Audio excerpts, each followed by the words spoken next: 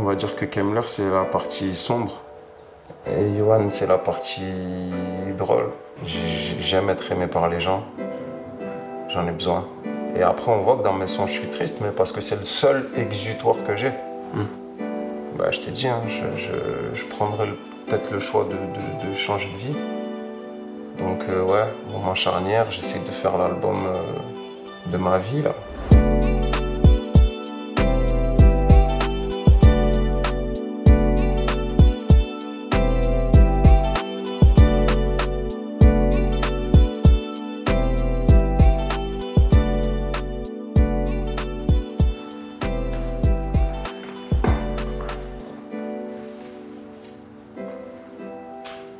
Salut Kemmler, Salut.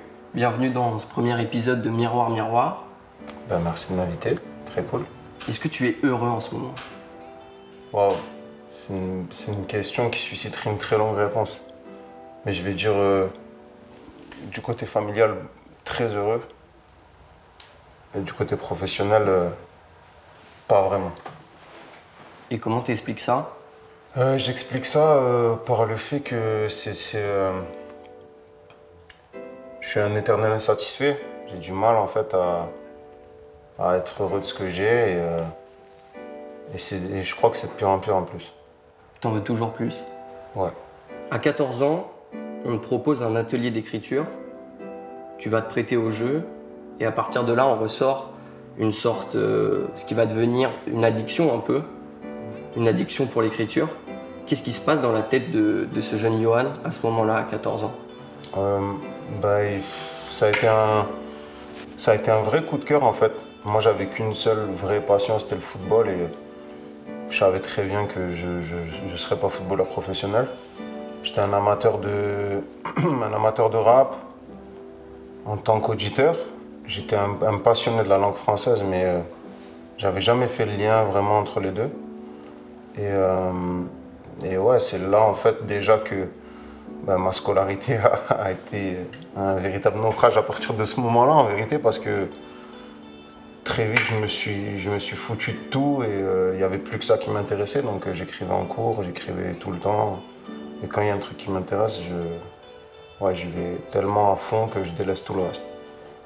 Et il a changé ce Yohan depuis 17 ans? Ouais, il a changé. Les objectifs déjà sont vraiment plus les mêmes. Quand t'as 15 balais, tu fais ça juste par passion. T'as pas d'objectif particulier. Et puis tout ce que tu fais, tu le fais juste pour kiffer. Si ça marche, tant mieux, sinon tant pis. Après, quand ça devient ton métier et quand t'as une famille à assumer aussi, les objectifs sont différents. Il n'y a plus uniquement la passion en fait qui parle. T'as des obligations. Et maintenant que tu as pris ce recul-là, Ouais. avant que c'était juste une passion, maintenant c'est devenu ton métier, est-ce que tu aurais quelque chose à te dire à ce Yohan de 14 ans qui découvre l'écriture comme ça? Fais plombier frère, ça gagne mieux.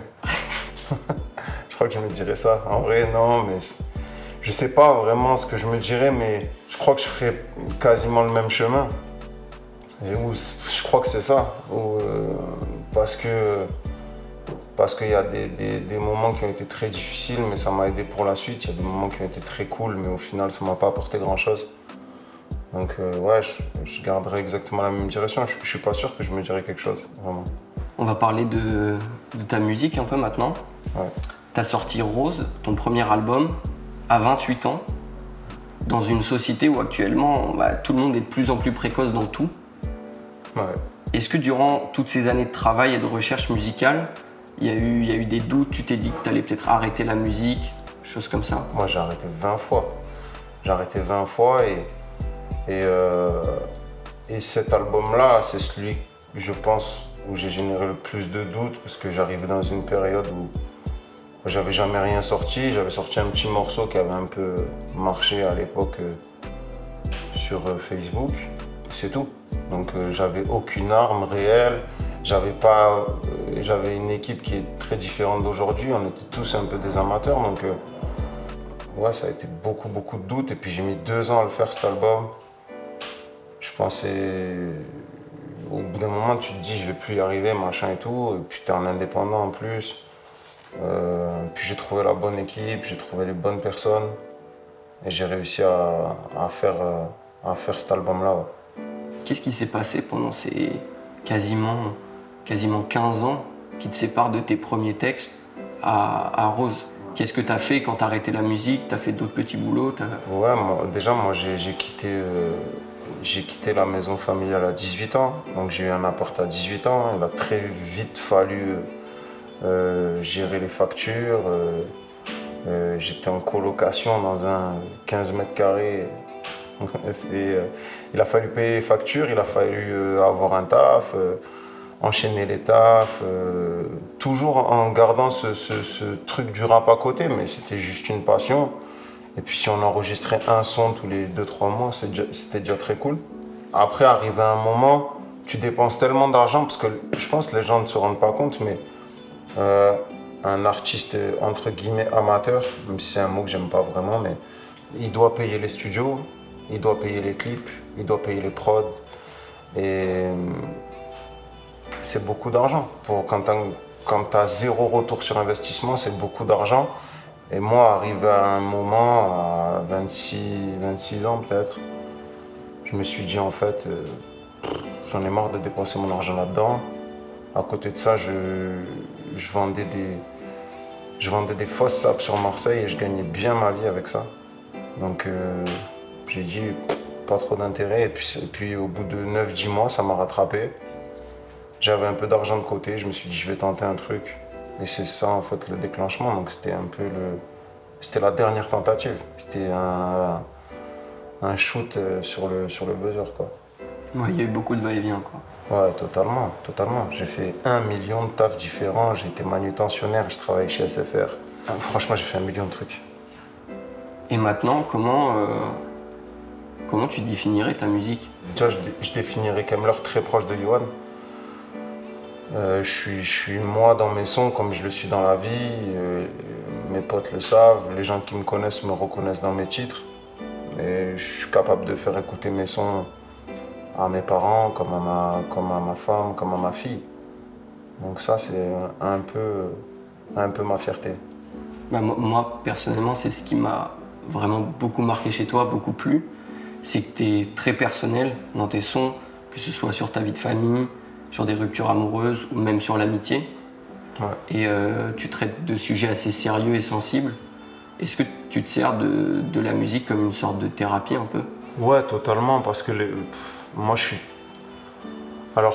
suis pas quelqu'un d'introverti dans la vie parce que j'essaie toujours de faire marrer tout le monde tout le temps et je suis comme ça. Mais en revanche, pour raconter mes problèmes, ça en revanche, pour moi c'est impossible.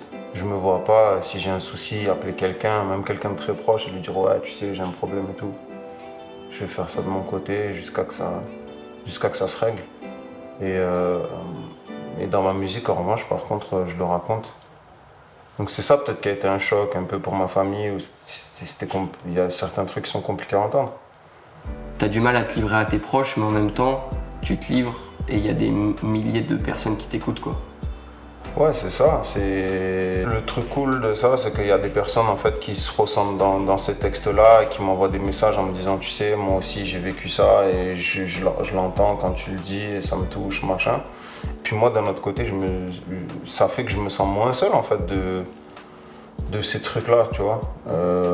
Quand je les écris, je me dis pas, je sais qu'il y a plein de gens qui ressentent pareil. Je les écris parce que je les ressens.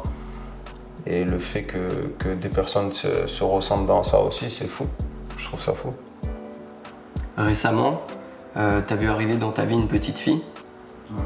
Quel impact elle a eu sur ta musique? Enfin, est-ce qu'elle a changé ta façon de l'aborder ou c'est complètement indépendant? En vrai, c'est ça que je te disais tout à l'heure. Déjà, ça a rajouté des obligations très très fortes pour moi. Ça veut dire que moi, je me vois pas échouer en ayant une petite fille et je me vois pas assez gagner ma vie pour lui offrir une vie de fou, tu vois.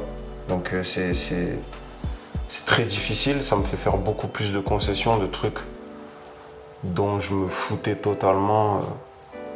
Parce que j'ai envie de faire tout le temps ce que je veux en fait. Et là, en fait, je fais plus ce que je veux. Je fais plus ce que je veux dans ma vie et je fais plus ce que je veux dans ma musique non plus. Je fais en sorte que ma fille soit le mieux possible. Donc ça a eu un fort impact dans mes objectifs et un fort impact dans ma musique aussi. Mais c'est un fort impact qui te plaît, puisque tu as dit que tu étais quand même assez satisfait de... C'est un fort impact positif dans ma musique, je pense. Et par contre, ça rajoute beaucoup de pression. Donc c'est vraiment difficile à gérer. Je pense que j'avais déjà ce statut de chef de famille depuis un moment, au-delà de ma fille. Mais là, ça rajoute un truc en plus et c'est pas facile à garder en soi et à pas exploser en fait. Moi, je t'ai connu assez par hasard. Ouais. Pour la petite anecdote, c'était en 2017, j'étais dans le métro. Ok. Et il y a un mec qui choisit un son sur son téléphone. Et moi, je regarde son téléphone clairement. Et le son, c'était 10 du Bayern. Ok. Et moi, je suis curieux, du coup, je le mets en même temps. Et il y a un truc qui n'a pas changé depuis 2017, et tu en as parlé tout à l'heure en plus, c'est tes refs au foot. Ouais. Il y en a dans tous les sons. Ouais. C'est quoi ton rapport au foot? Je suis un passionné, un vrai passionné de football. Je t'ai dit, en fait, mes deux passions, c'est le foot et la musique. Et étant donné que Kemmler et Yohan, c'est une seule et même personne, en fait. Vraiment, je raconte ce que je vis, je raconte ce que je connais. Et je me vois pas parler de foot alors que j'en parle tout le temps, tu vois. Je fais tout le temps des comparaisons au foot, je fais tout le temps des analogies au football, mais vraiment tout le temps avec mes potes, machin et tout. Ça arrive tout le temps. Et je réfléchis même pas à ça en fait quand j'écris les titres. Vraiment, chaque fois ça vient seul. Ça vient seul, les comparaisons viennent seules parce que j'ai eu ce mécanisme depuis tout le temps. On a toujours fait des références au foot depuis qu'on est petit. Je dis n'importe quoi, mais quand tu voyais une meuf magnifique, tu disais ah, c'est Zidane en fait, tu vois. Et toujours des références depuis tout petit. Et du coup, aujourd'hui, j'essaie de les élaborer un peu plus quand même. Mais ouais, ça fait partie de moi. Tu as répété plusieurs fois depuis le début que Kemmler et Yohan, ils étaient très proches, mais dans Greeker, ton dernier album, et même dans le son Greeker, tu dis que tu aimerais te séparer de ce Kemmler et que tu aurais préféré changer, voir autre chose, non? Ouais, on va dire que Kemmler, c'est la partie sombre. Et Yohan, c'est la partie drôle. Je te dis vraiment, quand je suis avec mes potes, c'est des concours de vannes à longueur de journée, on s'arrête pas. Et après, on voit que dans mes sons, je suis triste, mais parce que c'est le seul exutoire que j'ai. Je me vois pas raconter des trucs drôles parce que ça, je le fais à longueur de journée et j'y trouve pas un immense intérêt pour moi. De temps en temps, il va y avoir un titre marrant et tout parce que, vas-y, on était dans le délire et tout, mais c'est pas les titres qui me touchent le plus déjà, moi. Et ouais, en fait, j'ai envie de raconter des choses que je suis pas capable de raconter à l'oral. En musique, je me confie plus, ouais, comme je te disais tout à l'heure. Donc Kemmler, c'est et ça restera des sons tristes. Bah, ça restera des sons tristes, en tout cas tant que je suis triste. Je vais essayer je veux pas dire de cultiver ça, hein, parce que j'aimerais être un peu plus heureux, mais comme je te disais, il y a ce truc d'éternel insatisfait qui fait que j'arrive pas à me satisfaire de ce que j'ai. Je suis tout le temps dans des questions perpétuelles, dans des remises en question permanentes. Et je le dis tout le temps, tu vois, même si ça explose, je sais que ces problèmes-là, ils s'effaceront, mais il y en a d'autres qui se poseront. Comment rester au niveau, comment... Tu vois, donc je vois pas comment sortir de ça. Honnêtement, je sais pas. Là, tu commences à avoir sorti pas mal de projets, il y a beaucoup de sons, mais j'ai remarqué que sur tes projets, sur l'ensemble, il y avait très peu de feats. Ouais. Sauf sur le dernier Greeker où tu as invité Chila et Youssoufa. Mais c'est quoi? C'est un choix personnel ou un manque d'opportunités concrètes qui te plaisent ou... Ouais, je crois que c'est un manque d'opportunités. Aujourd'hui, c'est difficile en fait. C'est difficile d'obtenir des feats, pour être très honnête. Il y a beaucoup de gens qui répondent pas tant que t'as pas marché dans la musique. Il y a beaucoup de gens qui te demandent de la thune, peut-être trop de thune, pour pas grand-chose. Et c'est ça qui me fait un peu détester ce milieu, tu vois. T'as une communauté de laquelle t'es très proche. Tu les fais participer dans des sondages, des stories, même dans des sons. C'est important pour toi d'être proche des gens qui te suivent? C'est important et même c'est important pour moi, c'est un peu devenu une drogue. Des fois, je vais pas poster de story, je vais pas parler avec les gens et je vais avoir un manque. Et ouais, c'est devenu une drogue. Aujourd'hui, je pense que même cette mini-notoriété, c'est devenu vraiment une drogue. J'aime être aimé par les gens. J'en ai besoin. Et donc, je te mentirais si je te disais que c'était que pour eux. Je pense que c'est aussi pour moi, quoi. J'en ai besoin. Et t'as envie ou ça te fait peur que cette communauté, elle s'agrandisse encore plus? Non, j'ai envie. T'as envie? Ouais, j'ai envie, de fou. Que la notoriété, vraiment, elle explose? Ouais, j'ai hyper envie. Franchement, j'ai hyper envie. Et je cherche constamment le moyen que ça explose. Et c'est ça, en fait, ça fait partie de mes tourments. Hein. En vrai, je veux que ça marche. Et j'essaie de trouver les solutions pour que ça marche autant que je veux. Et t'as envie pour toi ou t'as envie pour partager ton histoire et que les gens écoutent tes sons? Déjà, j'ai envie que ce que je dis résonne plus. J'ai envie que mon type de musique parle aux gens. J'ai envie aussi, ça serait mentir de ne pas parler de l'aspect financier, mais moi j'ai envie de faire vivre ma famille, de faire travailler les gens que j'aime avec moi. J'ai envie de tout ça. J'ai envie de tout ça, donc c'est un tout qui fait que ça m'obsède. Si c'était juste pour un truc, tu te dis bon, vas-y, je l'ai pas eu, mais toute ma vie tourne autour de ça. Donc si j'échoue, va falloir que je trouve un autre chemin de vie. Mais comme je t'ai dit, j'ai un enfant, donc il va falloir que je me dépêche à le trouver, quoi. Tu caches pas ton amour pour ta ville quand on te suit un peu. Qu'est-ce que ça représente Marseille pour toi? Marseille, c'est dans le cœur, c'est dans le sang. Tu sais, Marseille, c'est un pays dans un pays. Il y a ce sentiment que je trouve nulle part ailleurs, et j'ai pas mal voyagé, et même en France.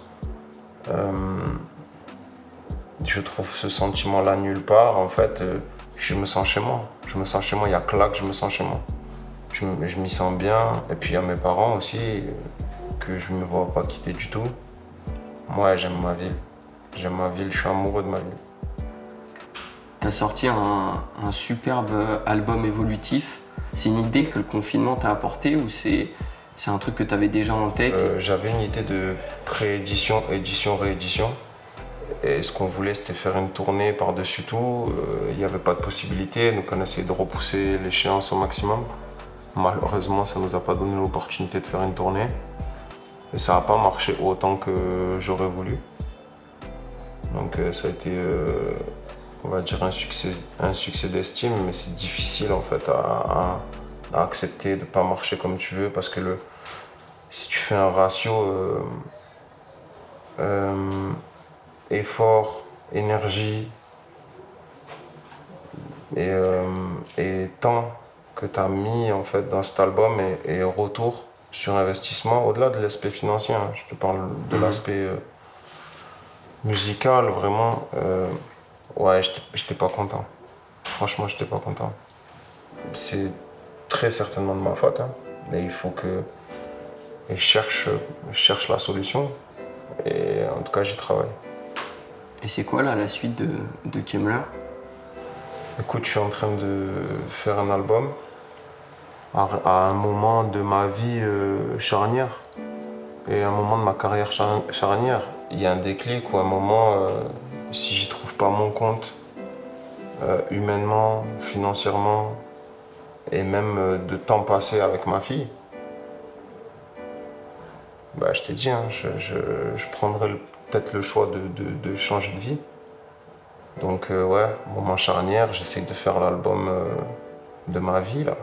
Donc ouais, je travaille. T'as beaucoup de sons qui parlent d'amour, qui parlent de relations avec des filles. Il y a différents types de ruptures, on va dire, et t'en as étalé plusieurs. Est-ce qu'en général, t'es fier des ruptures que t'as eues? Non, je sais pas si on peut être fier d'une rupture, ouais.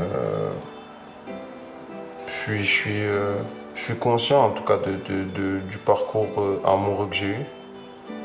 Je suis conscient de l'amour pour les femmes que je leur porte. Je suis conscient de plein de trucs et de toute ma vie en fait. De toute ma vie sentimentale. Je t'ai dit, j'ai eu plusieurs vies professionnelles, j'ai eu plusieurs vies sentimentales aussi. Et je crois que dans une histoire d'amour, on peut écrire tellement de morceaux juste avec une seule histoire d'amour. Et donc sur ça, je crois pas manquer d'inspiration. Et c'est un peu plané cette vie sentimentale? Mais elle s'est apaisée. Je suis marié, j'ai un enfant, j'ai trouvé la femme de ma vie, donc ouais, ça s'est apaisé en tout cas, mais toujours aussi poétique par contre. Et en amitié, est-ce que tu comparerais l'amour pour une femme à l'amitié? L'amitié, c'est pour moi encore plus fort que ça. Et en général, on dit être aveugle en amour. Moi, je l'ai jamais été. Mais par contre, aveugle en amitié, je l'ai très souvent été. J'ai beaucoup été déçu. Et vraiment, une peine de cœur en amitié, c'est très violent, je trouve. Très, très violent. Donc, ouais, l'amitié, ça passe au-dessus de tout pour moi parce que j'ai une loyauté amicale très, très forte. Et ouais, j'ai beaucoup été déçu. T'as beaucoup été déçu en amitié aussi? Ouais, de fou. Vraiment très violemment et même jusqu'à hyper récemment. Donc ouais, c'est dur. Et t'as plus de mal du coup à encaisser ces ruptures entre guillemets d'amitié? Ouais, j'arrive pas à les encaisser, c'est impossible. C'est impossible parce que si tu fais le bilan et en fait quand t'arrives pas à comprendre pourquoi en fait. Mais c'est comme, je t'ai dit, c'est comme une histoire d'amour où tu te fais quitter par une meuf et tu comprends pas pourquoi. T'as tout fait, t'as fait tout ce qu'il fallait, t'as été quasi parfait, tu vois. Et ouais, on te le rend pas, donc c'est dur. Et t'arriverais à écrire ou c'est encore plus dur pour toi d'écrire sur ce genre de rupture amicale, on va dire, plutôt que sur une rupture amoureuse? Je pense que je peux le faire. Ouais. Chaque texte introspectif est de toute façon hyper difficile à écrire parce que tu puises dans des trucs que t'as pas envie de raconter au final. C'est quand la dernière fois que t'as pleuré, Kamler? Ah putain, franchement, je suis une merde. Hein. Je pleure sur tous les trucs. C'est ouf, mais je pleure sur tous les trucs familiaux à la télé. Mais des trucs, ça peut être des trucs éclatés. Hein. Vraiment éclatés. Je peux tomber sur Cauchemar en cuisine, le mec il a perdu sa mère, ou je vais chialer, frère. Mais par contre, dans plein d'autres trucs, je vais être hyper solide dans des trucs, tu vois, bien plus personnels. Mais en revanche, sur des trucs comme ça de merde, ouais, je peux chialer de fou. Donc souvent, hein, c'était quand le dernier Cauchemar en cuisine? Non, mais en vrai, souvent. Vraiment, je pleure souvent. La suite pour toi, c'est continuer dans la musique. Ton plus grand rêve là, ce serait. Tu me disais que c'était d'avoir une stabilité pour ta fille, pour ta vie de famille, etc. Mais toi, au fond, t'aimerais que ça continue dans la musique? Ou vraiment t'es détaché de ça et ton but premier c'est de... Non, au fond de moi, c'est ma passion, bien sûr. J'espère plus que tout au monde que cet album fonctionne et que je puisse enfin vraiment avoir ce soulagement de ok, vas-y, c'est parti, maintenant il y a d'autres problèmes. Comment on fait pour que ça continue à marcher, etc. Mais oui, j'aimerais plus que tout que ça marche dans la musique. Et aujourd'hui, j'en parlerai plus tard, tu vois, mais je fais des concessions.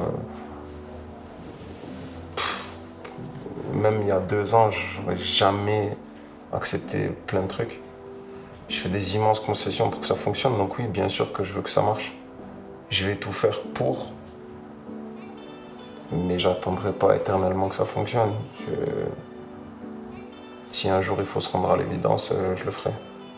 Est-ce que t'aurais dans les gens que tu connais, artiste ou pas, quelqu'un à recommander pour faire ce genre d'interview qui serait prêt un peu à se livrer, à tester ce genre de concept? Il y en a qui ont vécu des trucs forts, donc ouais, je pourrais te conseiller. Je pourrais te conseiller déjà un auteur incroyable, un mec qui écrit, on va dire pour toutes les plus grandes restas françaises. C'est Nazim, avec qui je travaille, qui a une vie assez folle. Il y a aussi Quentin Mosiman, qui a une vie ouf, et puis peut-être Youssoupha aussi. Merci beaucoup, Kamler.